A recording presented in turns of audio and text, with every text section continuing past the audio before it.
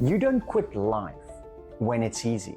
You quit life when it gets hard, when you're tired, when you're stressed, when someone upsets you, when money gets tight, when your emotions hit you like a truck and your brain goes, please, just not today. So you keep falling off. You're not broken. You're human. But today, I'm going to show you how to stop quitting when it matters most. There's a stronger version of you. And it's not built by motivation. It's built by repetition. Not reps in the gym only. Reps as in show up when you don't feel like it. Keep a promise when no one is clapping. Staying consistent when your mood is low. That's the version of you everybody say they want. But very few people train. How's it? I'm Corlo. I'm a neuro coach, and I help people to stop self-sabotage and the patterns, calm the inner chaos, and build real change that sticks without needing constant hype all the time. And I'm telling you right now, most people don't have a discipline problem. They have a hard day problem.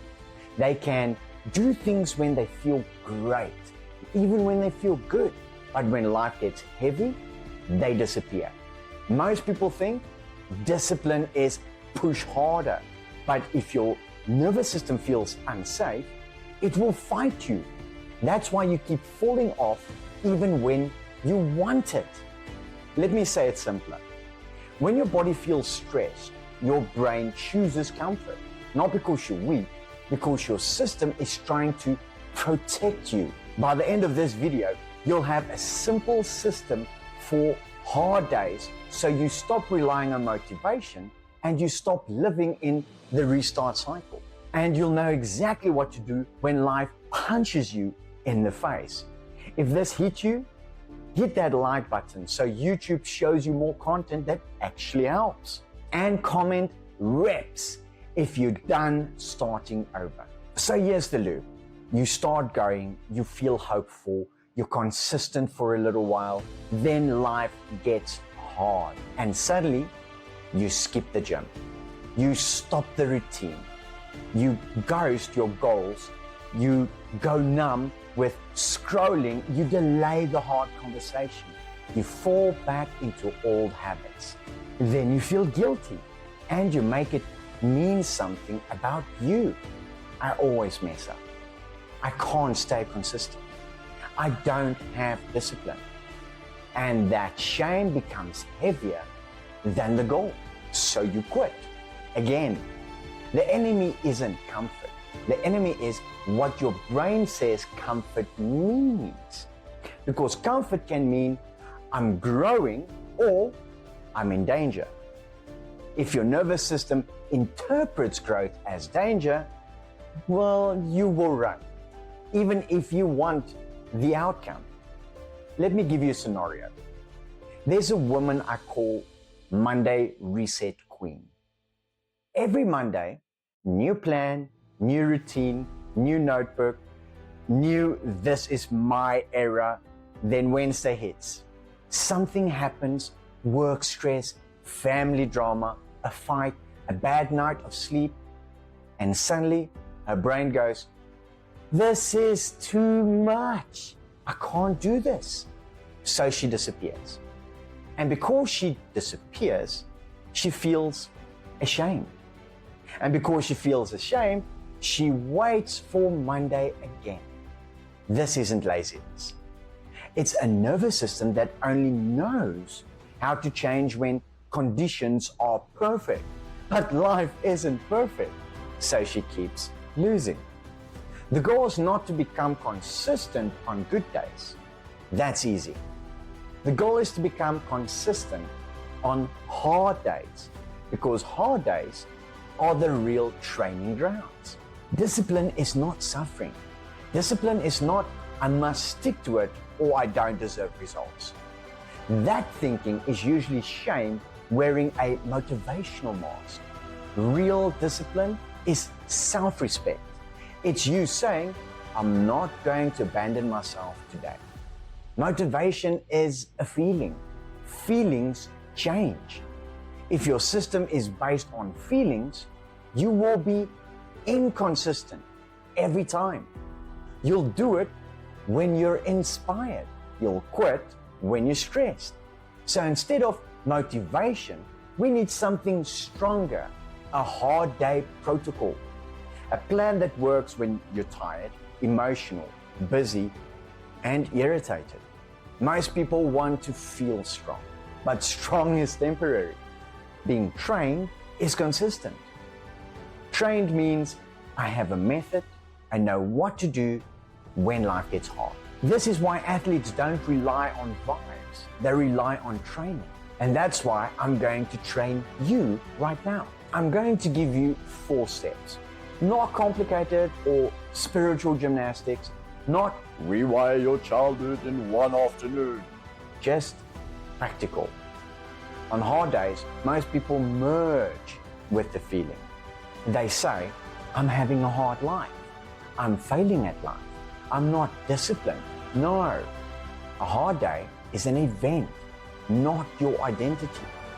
And when you can name it as an event, you stop spiraling. You don't need to fix your whole life today. You need to handle today well. There's a line that changes everything. Lower the bar, don't drop it. When life gets hard, most people do one of 2 things. They push too hard and burn out. We all know that feeling. Or they quit completely. Both create the restart cycle. Instead, you keep the habit alive, but smaller. If you normally do 60 seconds or 60 minutes, do 10. If you normally do a full routine, do the first step only. If you normally do a big task, do the smallest piece. Because the goal on the hard days is not performance. The goal is to continue.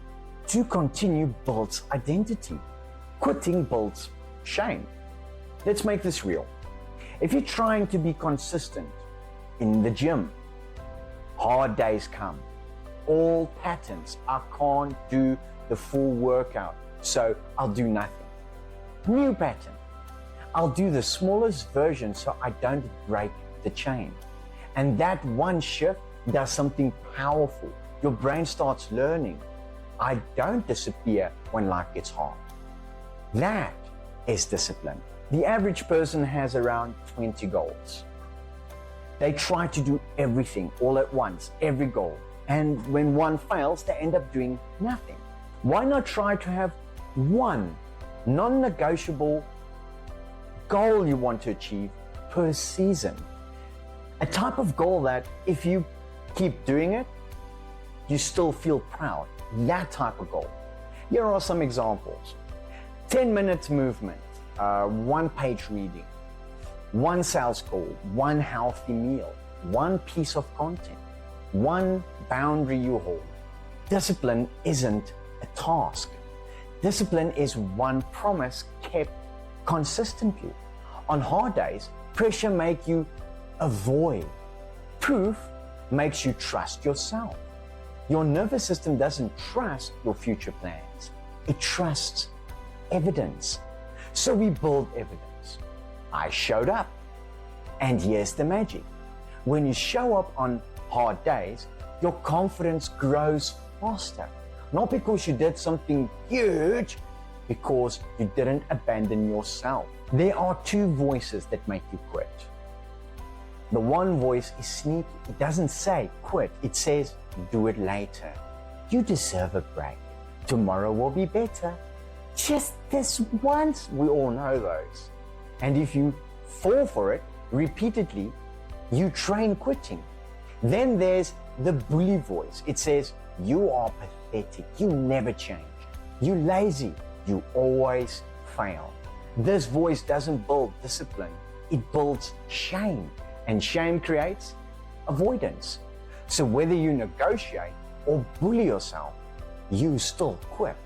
The solution is a 3rd voice, the coach voice, calm, firm, kind. The coach voice says, today is hard. We're still showing up, even though it's small. Picture this. 1 year from now, you trust yourself, not because life got easy, but because you stopped breaking promises to yourself. That version of you isn't perfect. That version of you just doesn't disappear anymore. When things get hard, they don't collapse, they adjust. And they continue. That's power. This changes everything. Your money habits, your health, your relationships, your confidence, your business, your identity. Because the person who can show up on hard days can build any type of life. Your nervous system reads massive change as danger, so it resists. Keep it small. If you fail, you feel worthless, so you avoid failing by avoiding trying in the first place. We're cutting that. You are not your output. You have a good mood plan. That's why you're inconsistent. You need a plan that works when life is life. If you fall off, the goal is not guilt, the goal is return. Fast. Not Monday, not next month, not when you feel ready. Quickly return with a smaller version, because speed of return is what builds long-term consistency. Let's talk about real life for a second. Someone gets their heart broken.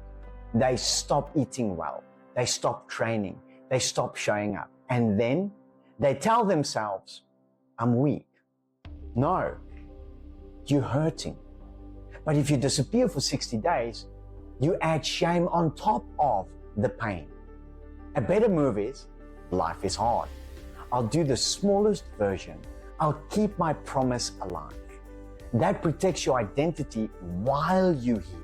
Discipline is not built on hype. And if your nervous system feels unsafe, it will fight you every time. So we don't shame ourselves into change. We train ourselves into change. Here's the hard day protocol. Name the hard day.